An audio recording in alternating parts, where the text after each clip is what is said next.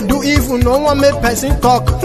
Them say that Mayegun, that man too they talk. He too they talk. Say Mayegun diary, he dey hot like pepper. But every day, then they take money in bulk. Woman pikin, they the street, they hawk.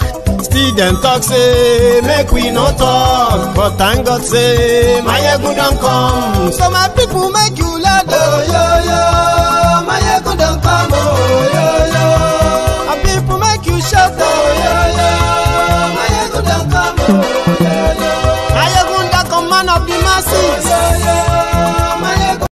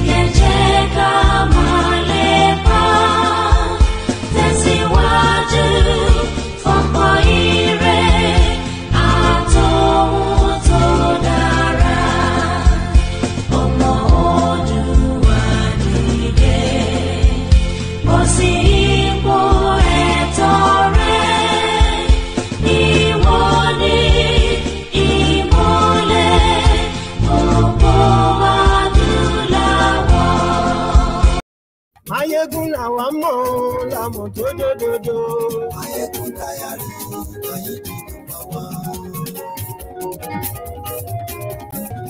Mayegun làwa mọ̀ làmọ̀ tó dòdòdò. Mayegun diary, Mayegun ti dé o, ọ̀rẹ́ ara yìí. Mayegun diary, lórí hello there. Lórí YouTube. Mayegun diary. Gbogbo bó ṣe ń lọ ni Mayegun já wa sí. Àṣírí ọ̀jẹ̀lú kì í. Good morning to you, good afternoon to you, good evening to you from wherever you are watching from. And this is Mayegun Live. Ó sì tún ṣe eré wàá gbọ́ níbẹ̀ o. Share the broadcast. Mayegun diary, diary politico. Mayegun diary, Godfatherism, kò sí lọ́rọ̀ Mayegun. Mayegun diary, ẹ fara balẹ̀ sẹ́wọ̀n kẹ́kọ̀rọ̀ lẹ́nu. Mayegun diary, àní Mayegun làwa mọ̀ tó dòdòdò. Mayegun diary,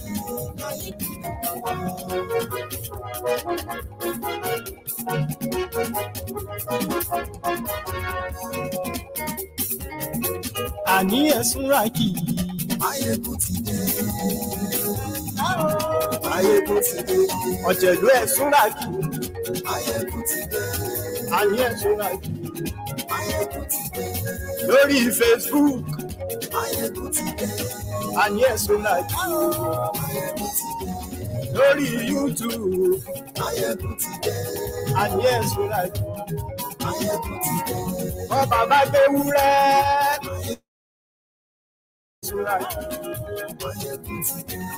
Ijó ìgbádìyẹ. Àníyẹ sọ́ra yìí. Pẹ̀sìdó bá rúfin òru.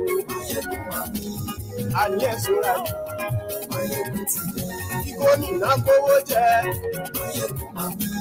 Àníyẹ sọ́ra yìí. Ọlọ́pàá ti ń darí bá. Àníyẹ sọ́ra yìí. Aṣòfin tí ń rúfin òru.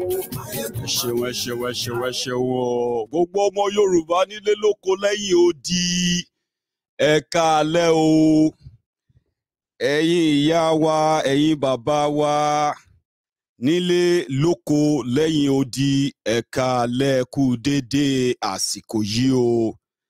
Ẹ káàbọ̀ sórí Mayegun's Diary Politico tonight. Yeah, We are so happy that we are now getting, or we are nearing the end of all hypocrisies. Those who have denied Yoruba and the Yoruba interest for so long, we are getting closer to a stage where they will no longer be able to deny anymore. Where this Nigeria will become obviously coming to his end, I would say. However, let us talk about the latest developments. A man who rose after living his own comfort and then a comfortable life decided to speak out and speak up. Not just that, he spoke up and he stood up and he also fought the invaders that Nigeria continued to shield from the law. And this didn't go down well with those who are the gatekeepers of Nigeria, who chose to defend the terrorists and then execute the activists. Oloye Sunday Adeyemo, a.k.a. Sunday Igboho Osha, would never have come to this old center of attraction if Nigeria never failed, or if Nigeria and those who claim to be Yoruba political representatives, if they didn't fail, Igboho's service or Igboho's interest would never have been needed or required in the first place. Unknown alien Fulani terrorist invaded Yoruba land. And that wasn't a concern for the power mongers, the political scavengers in Yoruba land. People are being kidnapped. Ransoms are being paid.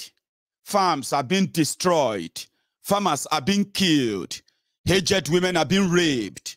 Marketsmen and women are being attacked. Listen, all of this insecurity, among others, are things that those who claim to be elite in Yoruba land are aware of. Nobody will claim ignorance of all this. You just have to choose when to react or where to react based on where your own interest lies. Oloye Sunday will put everything into it. And he almost lost everything, including his life. They mocked him.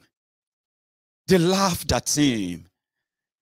And they started calling out, where are those who told him, or where are those who he claimed to be supporting him for standing up for the people of Yoruba land? You know, politics is has eaten deep into the soul of the impoverished Yoruba people under Nigeria as we speak. And since it is politics of shop by shop, of interest, which is about shop by shop, they were both from it. They were all ready to what? To throw Oloye Sunday Igboho and anyone who identify as a Yoruba in this current Nigeria. They were ready to be thrown under the bus. But like magic, as they say in Yoruba, Olooto kò ní kú sí àpò ìkà. An honest man would never die in the backyard of a wicked one. Even when it is almost, there will always be a succor. Yes, there are Yorubas who are so interested in the issue of Yoruba nation. Some of them, they are still afraid to come public simply because of their own personal interest or investments in Nigeria. Some investments are physical investments, business and structure and all that. Some other people's investment is political investment. So, but at the back of their minds, they love it. They want Yoruba nation. And when everything comes down to a choice, they will choose Yoruba nation. And listen to me very carefully as well, because those people are not just the elite. There are many, many of you too, who are currently stuck in between. You know it is the right thing to demand. It is the right thing to move for everyone. But your interests, selfish, personal interest, is clashing with this reality. So the elite are not alone. But you all know that if everything comes down to making a choice, at some point, you will conveniently choose Yoruba sovereign nation. So, Igboho was not alone, we kept telling them. And everyone who stand up and identify as Yoruba, or stand up to defend Yoruba land, stand up to defend Yoruba interest, you will never be alone. So, almost a year ago, in July 2021, when the government of Nigeria made an attempt to assassinate Oloye Sunday Igboho in his home, right there in Ibadan, everything was perfectly planned. The saboteurs within, those who sold him out and gave all the necessary information that would never have gotten to these guys in the first place, everything was perfect. Igboho was going to be murdered that night. But by providence, by his own sheer luck as well, and the grace of the Allahles and God, Igboho escaped.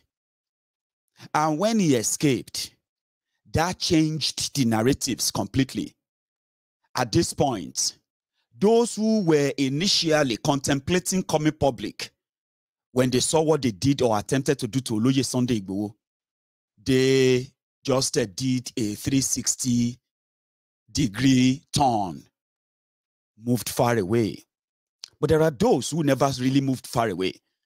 They stood by and continued to monitor things. Not just that, they continued to push and pull. And one of them is Professor Wole Soyinka. Professor Wole Soyinka himself is a victim of the Fulani armed herdsmen invasion.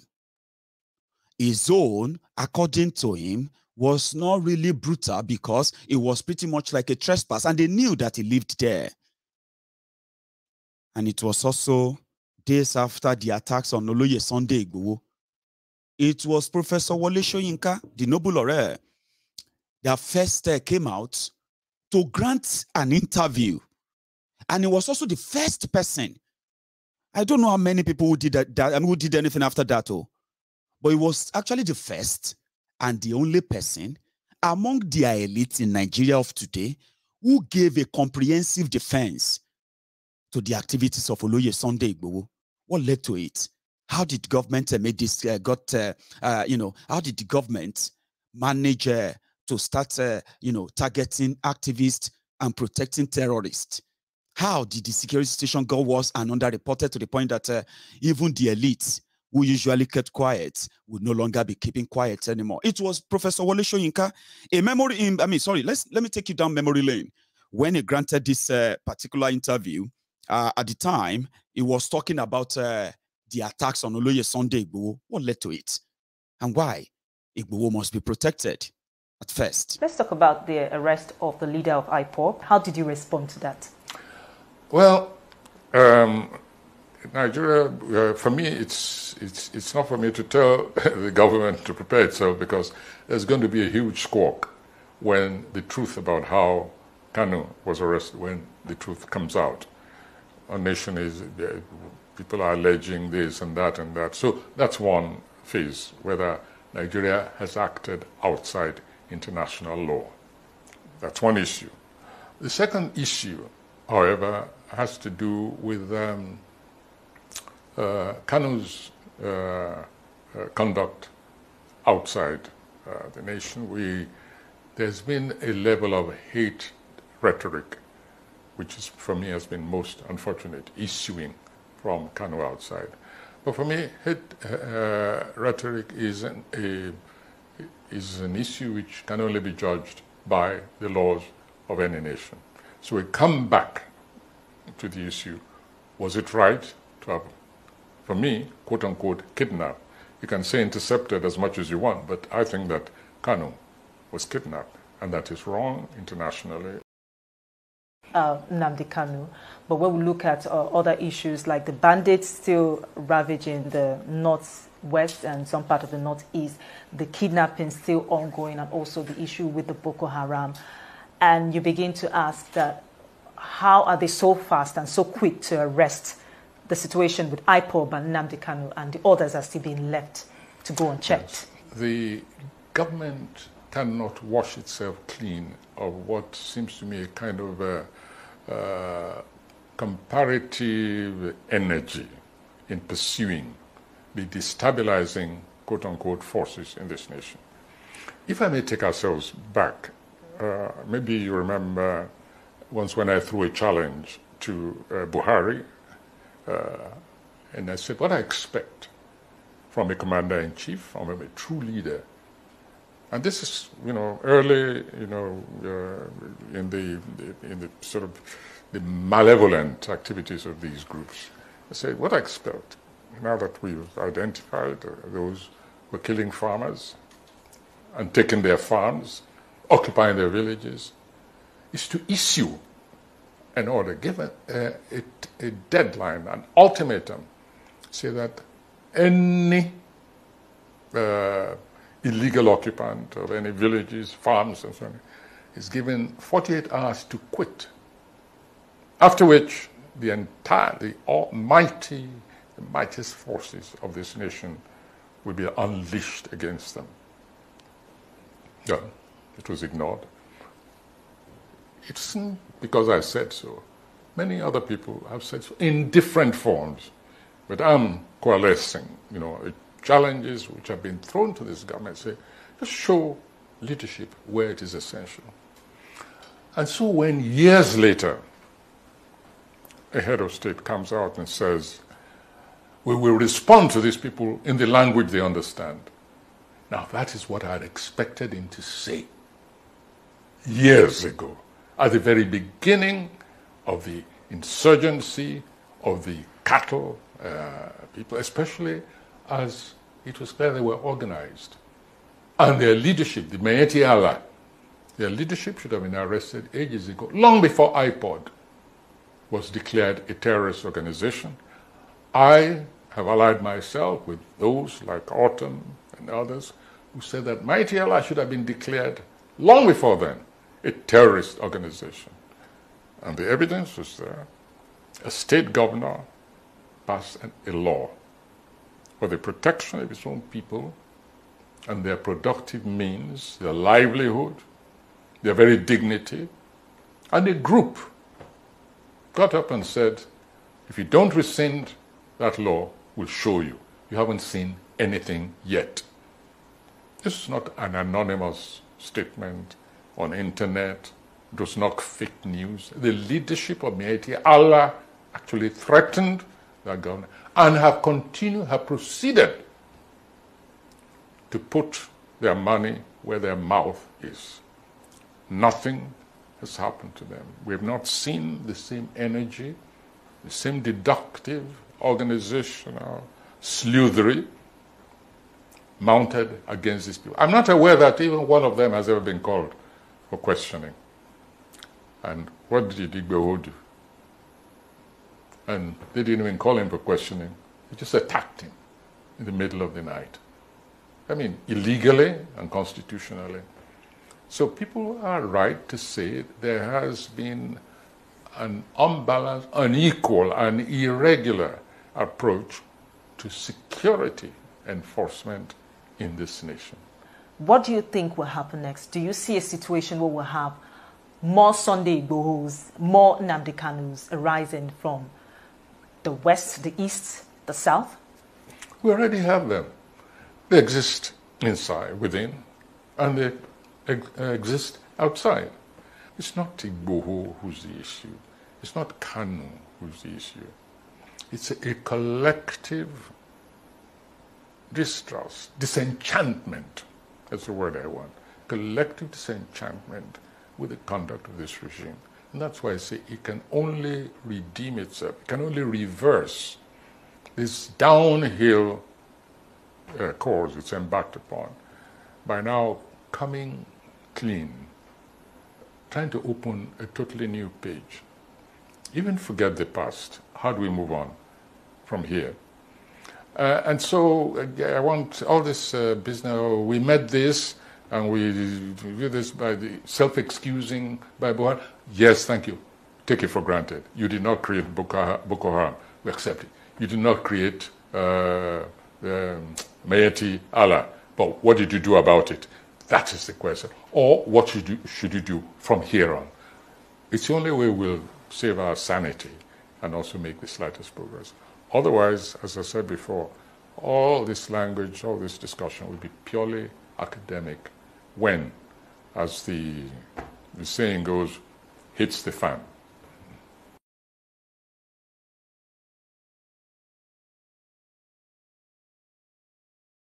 As the saying goes, when the shit hit the fan,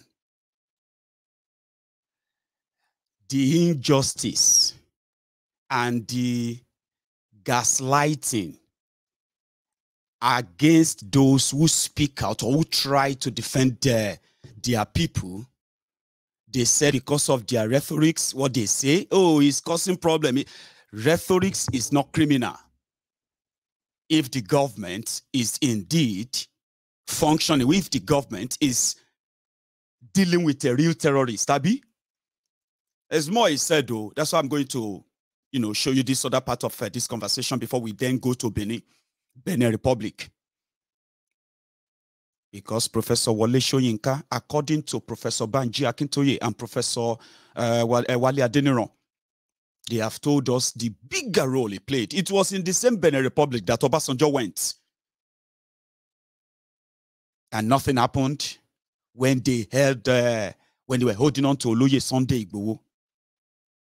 But why do you think Professor Wole Soyinka, who was also on record among those who got arrested during the Nigeria-Biafra genocide war, because Wole Soyinka, a Yoruba man who is still part of Nigeria, had to travel down to Onitsha to go and join the Biafrans, and at the same time reporting what was going on, the horrible things that were being done at the time. He got arrested, locked up in jail. He's an old man now, over 80 years old man. But a year ago, he saw the injustice of what Nigeria system is, starting with Mazi Nnamdi Kanu. Mazi Nnamdi Kanu's abduction in Kenya. Listen to this again. Let's talk about the arrest of the leader of IPOB. How did you respond to that? Well, Nigeria, for me, it's not for me to tell the government to prepare itself, because there's going to be a huge squawk when the truth about how Kanu was arrested, when the truth comes out. Our nation is, people are alleging this and that and that. So that's one phase, whether Nigeria has acted outside international law. That's one issue. The second issue, however, has to do with Kanu's conduct outside the nation. There's been a level of hate rhetoric, which is, for me, has been most unfortunate, issuing from Kanu outside. But for me, hate rhetoric is an issue which can only be judged by the laws of any nation. So we come back to the issue, was it right to have, for me, quote unquote, kidnapped? You can say intercepted as much as you want, but I think that Kanu was kidnapped. And that is wrong internationally, and it's wrong morally. And how would you advise the federal government to move forward? Talking about all this now, you've identified some pitfalls in the way that the arrest of Nnamdi Kanu has been handled, and also the way the DSS raided Sunday Igboho's house. For Nnamdi Kanu, for starters, how would you advise the federal government to move forward in terms of his trial and other things that will come up after now? To answer that kind of question, we have to ask ourselves, what is the position mentally, spiritually, economically, politically? What's the state of mind, the collective state of mind of a vast section of this nation at the moment? And that state of mind is best described as distrust, total distrust. This government has earned itself, rightly or wrongly, that's for the government, that side to decide. But anybody who's telling this government that the people of this nation still trust it, I'm sorry, if the government believes that, it's really plunging this nation further into the abyss. After raiding his home, the DSS had come out to say that Sunday Igboho is wanted and that he should turn himself in. What would you advise he does in this situation? Well, my advice is not even so much Igboho, but to the government, that they should stop pursuing this person as a criminal, because you have begun by acting in a criminal fashion against him. Because if and when Igboho comes to trial, I guarantee you it's the government which will be very, very embarrassed. Very embarrassed. So it's not even in the interest of the government. I think they should just tell Igboho, we made a mistake. We should not have acted in this way. You are no longer wanted. Please go back to your home. In fact, escort him to his home, quietly, and let him resume his normal life. To declare him wanted. And again, this is another issue of language. I read in some papers, Igboho is in hiding. Well, but more accurately, he's probably just gone underground, to protect himself and perhaps to be able to continue his declared struggle. I'm not talking now about the secessionist aspect of his struggle. No, I'm talking about what Igboho came out to do, and which I believe is still his mission in this nation, to protect, defend his own people, and to let the aggressors know that they are not lords of this nation or any section of it, apart from what they are constitutionally entitled to. So I think the government, it's in no interest. If you bring Igboho to trial, you're just going to get mud in your face, clearly. As far as I'm concerned, it's up to Igboho to decide. He knows what the circumstances were. He knows what happened before his people were killed. And he's the only one who can judge, who can decide for himself. I cannot advise him. Some critics have said that the federal government was fast. That was what Professor Wole Soyinka said a year ago. And thankfully, he never backed down after that statement. When a few days after, Oloye Sunday Igboho was arrested at the Benin Republic airport. So, and until his release. This is why, among people that Igboho has been showing gratitude to, Professor Wole Soyinka is one of them. So on this note, he paid him a call, a courtesy visit, should I say. A visit to say, keep it up. You are doing the right thing. Boko Haram's time is coming to it's coming to a disgraceful end, inglorious end. And this is the message I want us to pick from this conversation tonight. You may deny Yoruba now. Your Nigerianness to you may be bigger than your Yoruba-ness. There are people who live like that, that believed like that. But reality will set in at some point. And everything you see today, most of them out of fear, especially talking about an autonomous, independent region of Yoruba land. That should be a pride to an average Yoruba sons and daughter, but it is not so in the current reality of Nigeria. In this regard, we have then decided that even if you are in your closet, we will drag you out, you will identify, and you will never be ashamed of calling yourself a Yoruba man from a Yoruba nation, because nobody will kill you at that time. Those who spread fear, sending terrorists down our path, those who send fear, sending thieves down our roads and our lives, and those they appointed as gatekeepers using their fraudulent 1999 constitution. Education will unlock everything they have sealed.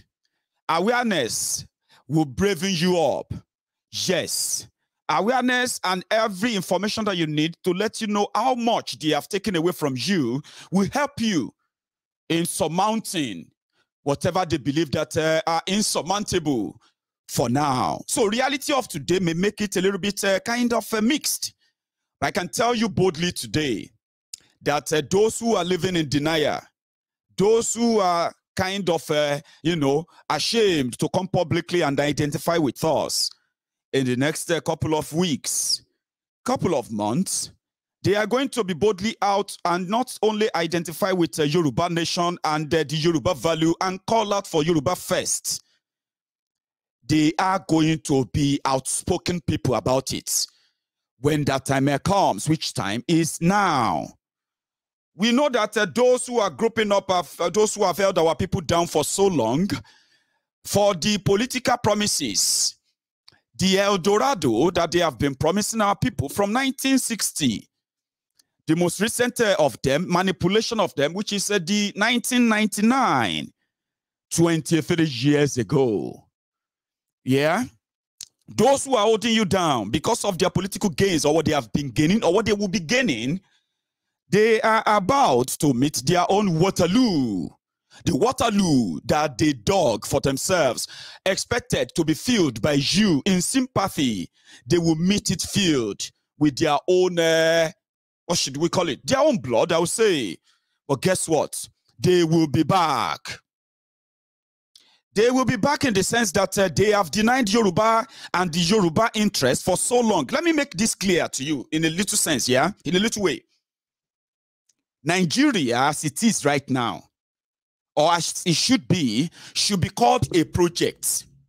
And when you have a project, you have the project, you have those who are members of the board of management for that project. That is where Yoruba comes in. That is where the Igbos comes in. That is where the Jaws, the Hausas, the Fulanis, the Isheki, everyone from everywhere. That's where they come from, and join, Now, it simply means to run this smoothly or fairly, everyone's role must be what? Equal. Same with everybody's reward from it. Respect primarily. But Project Nigeria is now Project Class. The North versus the South. The rich versus the poor. The powerful versus the powerless. It is now the survival of the fittest, where everybody is now queuing to take their turn, not minding those who are dying from their greed and selfishness, so to say. So Project Nigeria, as Yoruba people, you were supposed to go in there with one agenda and one agenda only. Now there, the rest go meet you. If you are indeed from Yoruba land, you will go there with what? Yoruba first. Yoruba people need electricity. Yes. Yoruba people need healthcare. Yes. That is your agenda. But in Nigeria, you see your politicians Nigeria is their agenda because nothing like Nigeria exists. It is just a fluke. When they promise anything about Nigeria, our one Nigeria, this great country, all those things are just drama. They are fluke. That's why nothing really materializes. Nothing really comes out for real. Because it's not real. But if you go in there as a Yoruba man, when you love your land, you go in there as a Yoruba, as an Igbo man, with an Igbo interest. Because that is why you are there in the first place. You are not there because of Nigeria. If Yoruba land is great, that was how it should be. If Yoruba land is great, if Igbo land is great, if the Hausa, Fulani, everybody, all the regions are great, then that means you have a great country. Is that not how it works? But because they gave you fluke, lies, we are fighting for our country. All of you, this country will never break. Of course, now it will never break now. How can you be making 30 million naira a month, where some people barely make 30,000 naira a month? So why would you want something like that to break? All of you walking to God will shame you. No, see, you have been shamed already, but many of you are just shameless people. And you are so proud in your shamelessness. How can somebody will get oil block not pray that God will shame anybody who won't break Nigeria? But you doing like that, God will save this country. God will shame all the enemy of the country, and yet you go to bed at night checking. Do we still have kerosene? I mean, we get petrol. What about that generator? If you power to bulb, it go power fan tonight. This country will never break in the name of Jesus, because you are what? You are only praying to Jesus to keep you in your concentration camp. So those people who are doing that, they are also coming to the end of their own relevance too.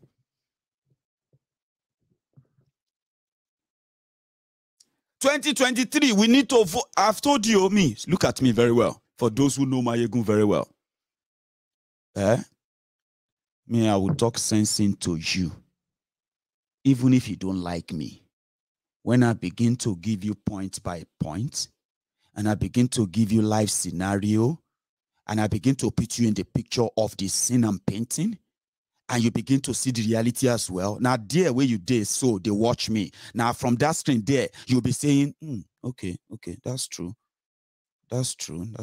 Oh, well, that's a good point. Mayegun, that's a good point. Abi, share a lie. Are you not doing that? Even though you don't like me, but you continue to watch Mayegun. Because of what? I have a way of getting you and putting you in the frame. So that the way you are always taking yourself out, when they say this or say that about Nigeria and this about the politicians and all their actions and inactions, yeah? The way you take yourself out and then you begin to talk. That's what they do now. That's how they, no, I don't do that. What I do is this. I bring you into the frame. When I put you in the frame, right there where you are sitting there, right? You begin to be like, okay, yeah, it's true. It's true. But I won't tell you what to do. Now from there you go, they think, say, I don't move for too long, Sha. I never really see this whole thing. I've never seen it this way, Sha. Man, I thought this Mayegun is just talking nonsense and all of that. Like, you know what I mean? I have a way of doing that. That's why I won't come here and say no election, because I am somebody who understands rights. If you say you want Yoruba nation, if you say you want Biafra, what you are exercising is your rights. Nobody should abuse or attack you for it. Nobody should arrest or criminalize you for it. Do you understand? It is your right. Every time you see people fight and say, hey, what is all this? It's because you are exercising your right. Now, again, if you now understand rights, we will go and register to vote. Which vote? Register for waiting. I know they register anything. That's your right. Say the vote that they will rig, the vote that they will do this and that, all the same criminal, same people. That's your right. Nobody should now put shame on your neck and drag you and say, come and register. I mean, you the craze. You go fight now. You say, we die here. Why you they drag me now? Why you they drag me? Say me will go. Do you get that? So they will just have many, many people who have chain on their, around their neck when they are taking pictures for their voters card. You will know that these ones that drag them come, because nobody will drag you. It is your right. Now, if you are now in that frame of mind, always remember that those who are opposed to that, they also have rights.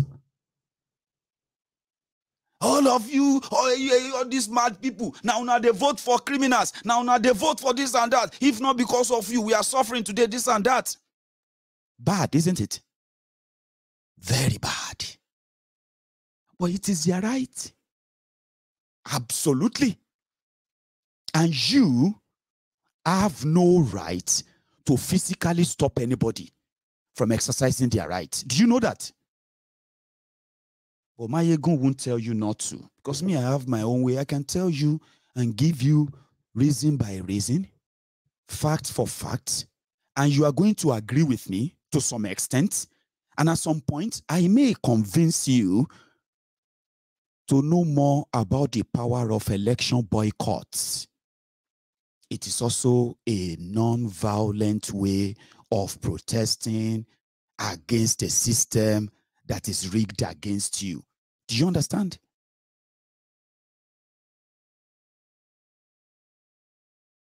I can do that. And in fact, that is what I am doing. So when you begin to delegitimize their election by boycotting, you are sending one single message to say, you see this section of this country, this section of this society, they have a single demand that they won't participate in anything about this whole rot anymore until a date for national conversation that will start with a proposed new constitution. Now, you can do that as a pressure. Do you understand? So that is why I personally will say, when people say they want to sit at home, I won't sit inside my house. I know they go anywhere today. It is my right. Why should that offend you? Of course, I can sit and say, okay, in solidarity with Mazi Nnamdi Kanu, I want to sit at home. Yeah. It is your right.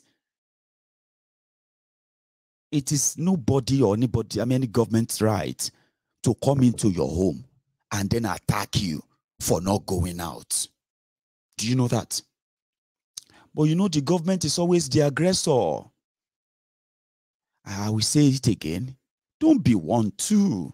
It is also wrong to say, if them burn you well, come out tomorrow. That is called excessive. And you are what? You have become, or you will be becoming what you are condemning. So I am not some